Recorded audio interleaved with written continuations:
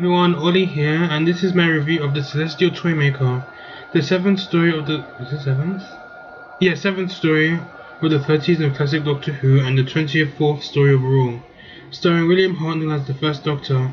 It is written by Brian Hales, who has written one of my all-time favorite stories. I'll get to that a lot later on. So this is the first story to be produced by Innes Lloyd, who stays on for the remainder of this season and leaves in Enemy of the World season 5.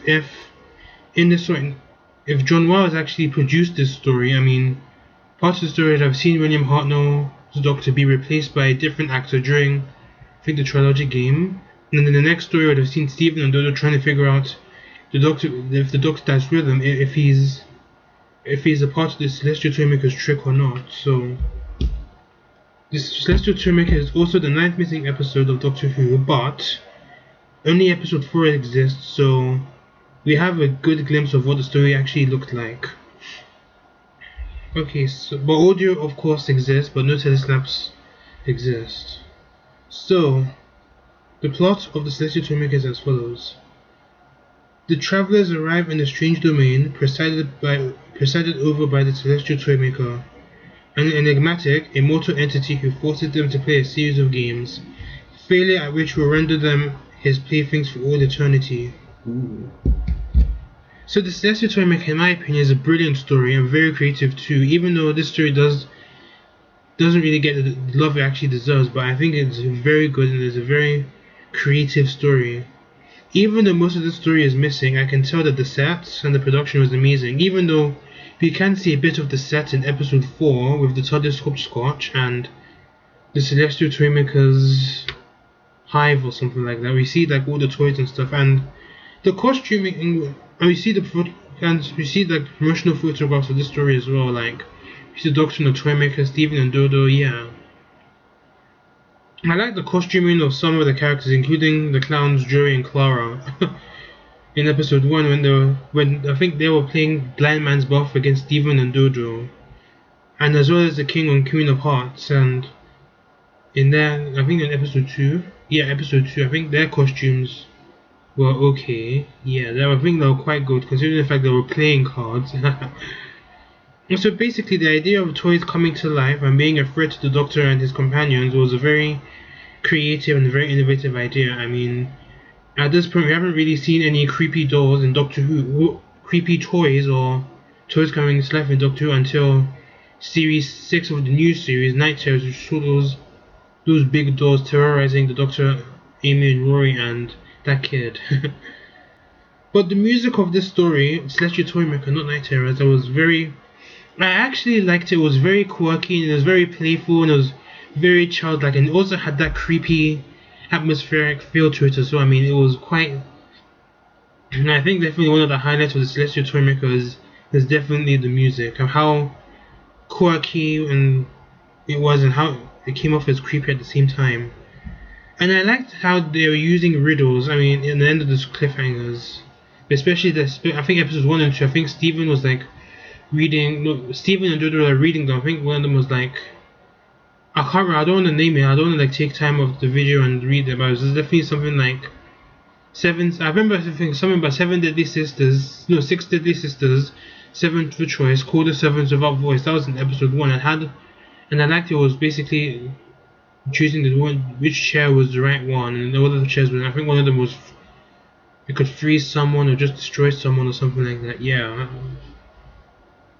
and I like how they were included in the cliffhangers, even though the episode 3 cliffhanger there was a riddle, but it wasn't really said after Cyril came around, but that wasn't really said by them, but it came up at the end of episode 3. I mean, it was a very good concept, but if something like that came up again in Doctor Who.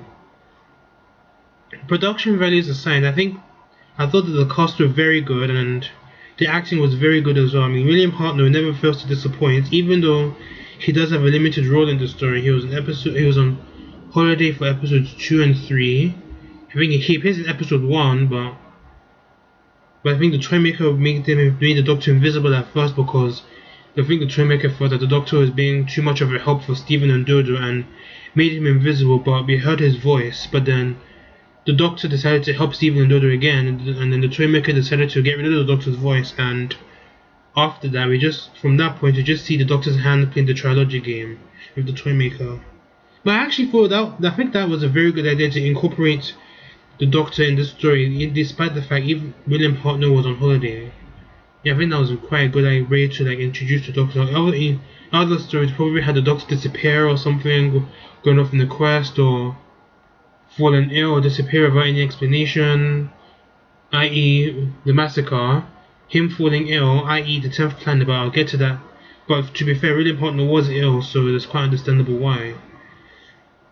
So, in the Doctor's absence, Stephen and Dodo pretty much drive this story while the Doctor's away, and I do think Peter Purves and Jackie Lane do an outstanding job. I think their chemistry is quite good. I mean, it's very underappreciated as well, but it's very good. It's not as if it's like Stephen and Vicky in 3 episodes ago. I mean, their chemistry was very good. I mean, Stephen and Dodo, their chemistry was quite good. It definitely felt like more of an older brother, younger sister sort of thing for Stephen and Dodo, but I think for Stephen and Vicky there was a bit of sexual tension. I don't know if I'm the only one who saw this, but I think there was some sexual tension there, especially in the Myth Makers.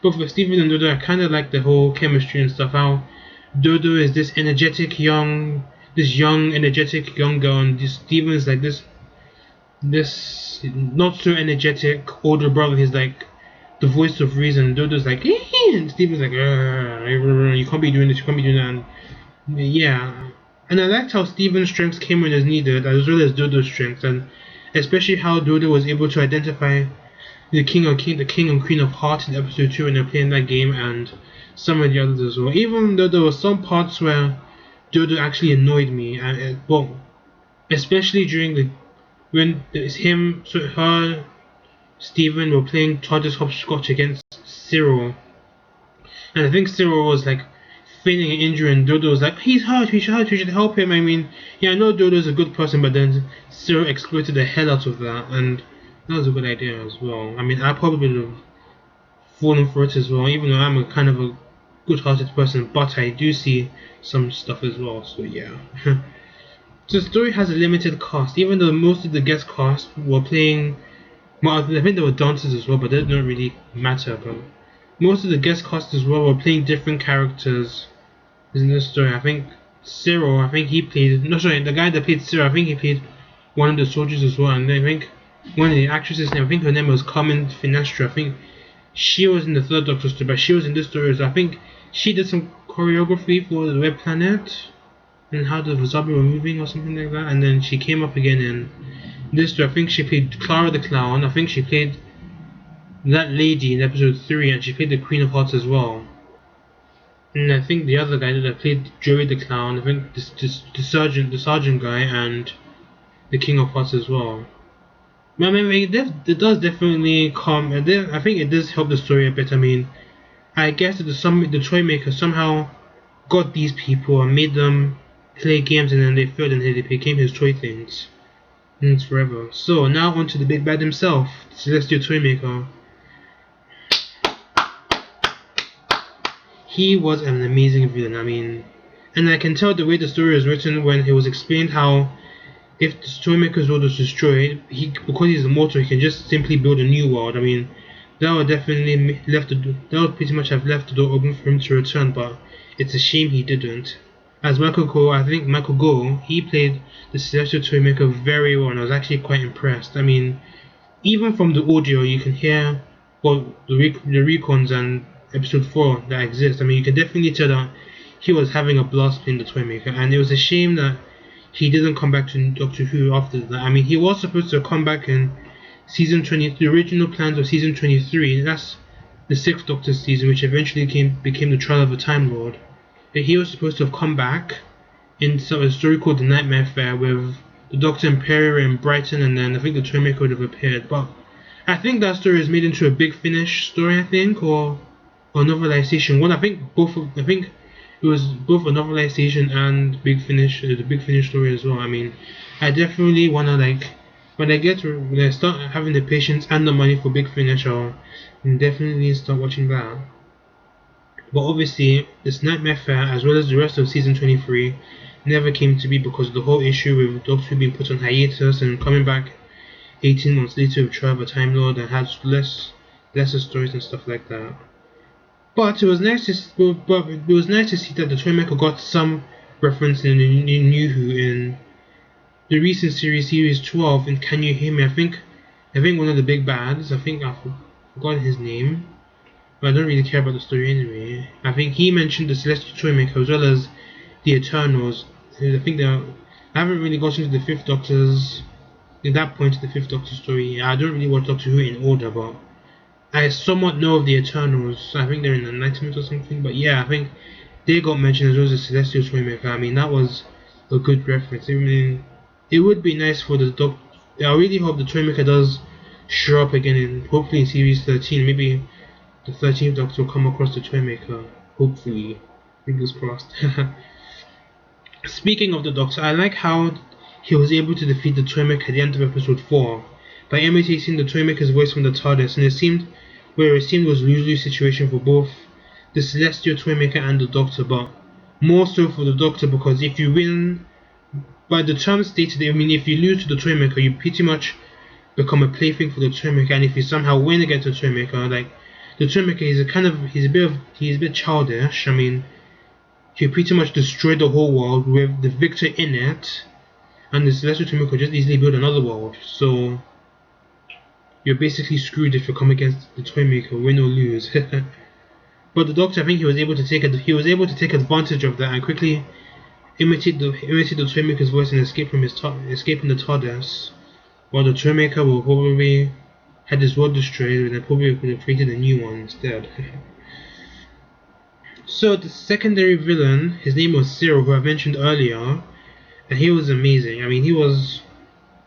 I wish he was in the story earlier, like helping the Toymaker, or maybe trapping the Doctor or something like that. Yeah, but Cyril doesn't appear until the end of episode 3, where he tells Stephen and Dodo that he'll be playing the final game against them, and the Toymaker tells the Doctor like, the Cyril is the most dangerous of my allies, is the more dangerous out of my allies. So Stephen doesn't have to be careful, and the Toymaker wasn't lying. Cyril was dangerous. I mean, he played underhanded tricks. I mean, the final game in question was TARDIS hopscotching.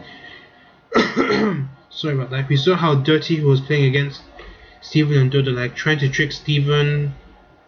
I think he was taunting Stephen and Dodo if they had to go back to the beginning, and how he tricked Dodo into pretending he was injured, and how he actually tried to use the slippery powder on one of the platforms. So, and obviously the TARDIS hopscotch, the floor is electrified, so if you fall on the floor, you're pretty much dead.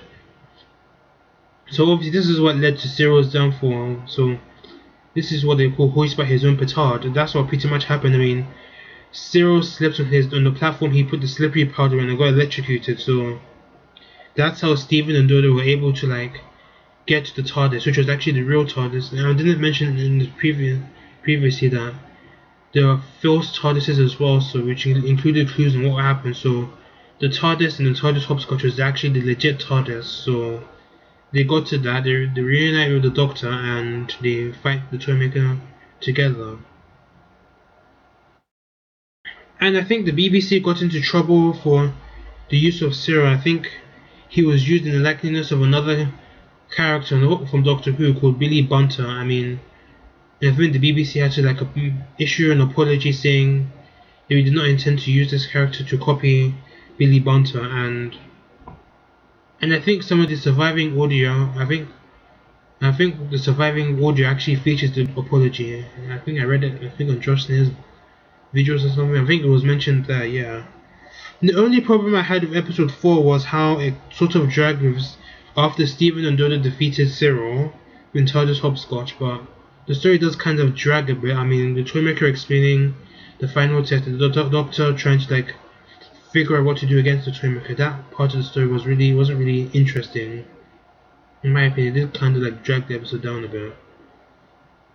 But initially, I would have mentioned how this story does have a few problems, and it is very outdated. I mean, it does feature I think the King of Hearts actually used the N-word.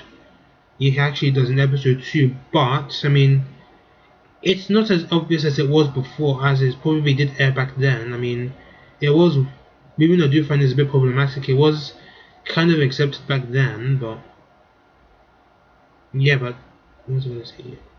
But yeah, so I think the BBC narration, I think the one that they released, I had Peter Purvis took over that line, and I think Big Finish, right, Loose Cannon, I think they sort of like blurred it out.